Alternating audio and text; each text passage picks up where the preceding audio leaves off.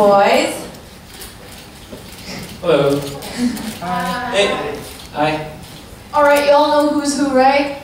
We know who's who. That's me. You know, they don't tell you, when you make those faces, they don't tell you they're going to blow it up that big.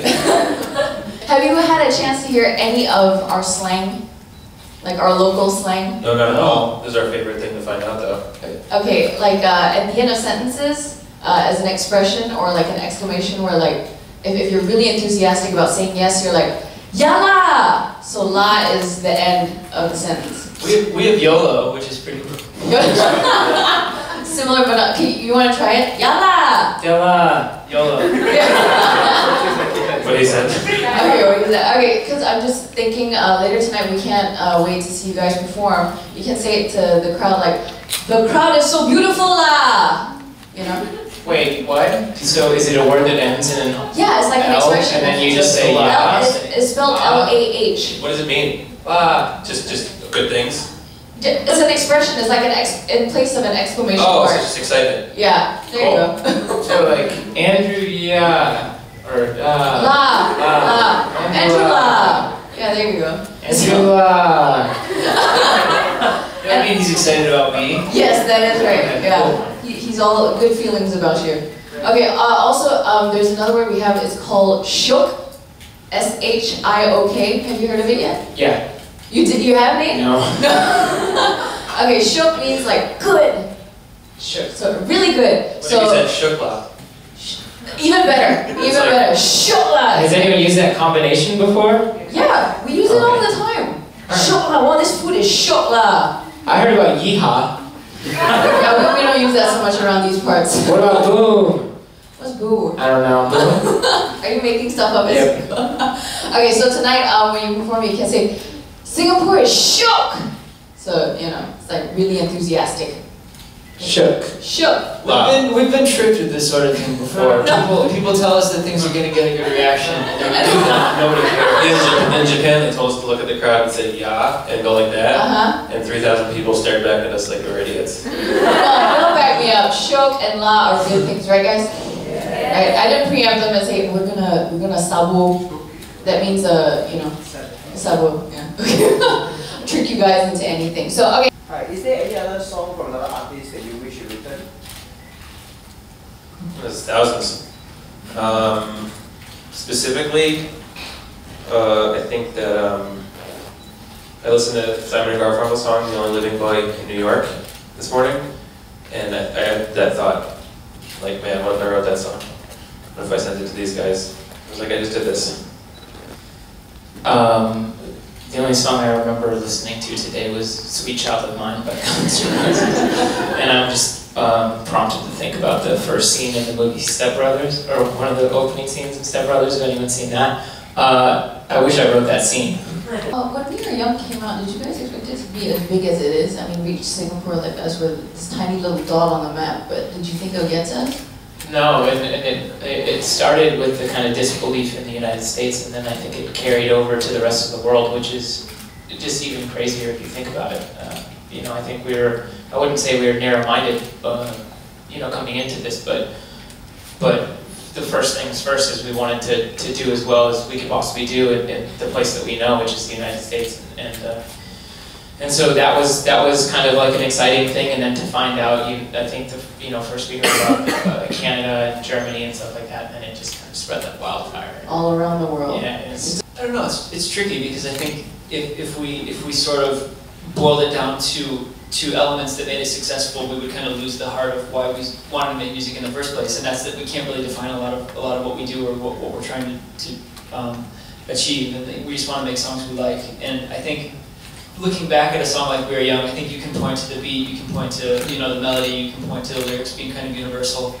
But I think with music, there's always these intangible qualities that are what we kind of really strive for, that kind of magic that just gets captured once in a while. And I think we all feel pretty fortunate that somebody seems to have captured a little bit of that magic. I hope. What stories do you have of us? Because I think a lot of scary stories about Singapore around the world. Yeah, Have you heard any stories? well, my impression of Singapore the first time was in the Tom Waits song from Rain Dogs. He talks about sailing to Singapore in the middle of the night and has all these terrifying images in his voice. You know, he sounds like a dead you know, evil. You know what Tom Waits sounds like. I love him. But that's the first thing I heard about Singapore, and the really dark music, and his voice just kind of made me assume that it was like a really intense place. Are we intense? No, you're intensely wonderful. It's the opposite. It's like beautiful, and the sun's shining, and it looks like the future. It looks like how people perceived the future in the 80s. Like everything else, like crazy buildings and angular things. It's just the biggest credit I could say about the city is that it's like nothing I've ever seen. The drink, the Singapore sling. I've never had one, but I'm hoping to later. Not to slack the Grammys, but it's a little wishy-washy. Like I remember having playing t-ball or baseball when I was a little kid, and getting a trophy at the end of handed out with some Kool-Aid or something. And somehow these are taking a couple of months. It's not as though unless there's a master Grammy Smith who makes. It just doesn't make sense. I mean, a T-Ball, award and a Grammy is almost the same thing. I think material-wise, I think they might be very similar. You might be right, Gabe. All right. Well, hopefully the trophies got there. If not, we'll just wait on the FedEx, I guess. Well, they said that what's funny. The story that's funny is they said months and months. Mm-hmm. Which if they said months, then we would have assumed 1 or 2 months. But the term months and months just leaves, a decade could go by and we could call each other really Grammy. The Grammys haven't heard of express delivery.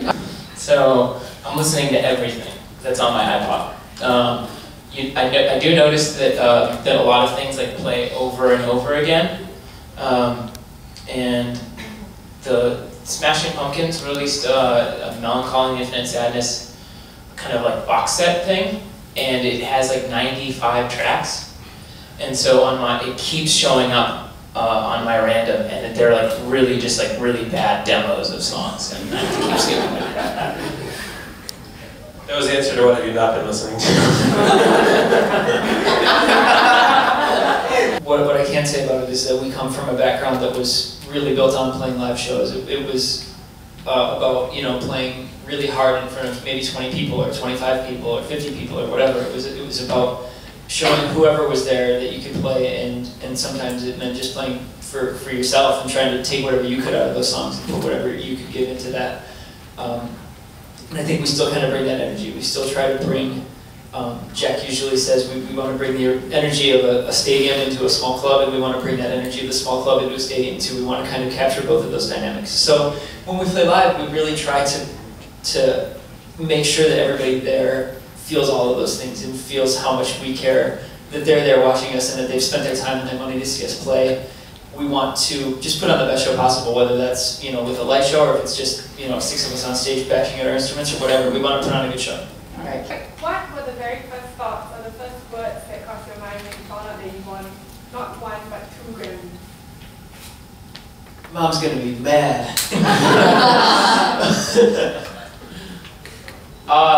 It was weird. Everything kind of was moving in slow motion, like what you expect from a movie. Or actually, I can't remember any of it. And I think it's cool. It's cool to get excited about something. I'm not gonna go I'm not happy about anything route, but it's been a wonderful year, and I think that the Grammys kind of were a nice way to cap off the last year that we had, and it was weird to think that we were present the whole entire year and touring the whole entire time, and each new accolade after the next. And so for us to get into that moment and win the Grammys, it felt good to kind of blank out for a second. Some night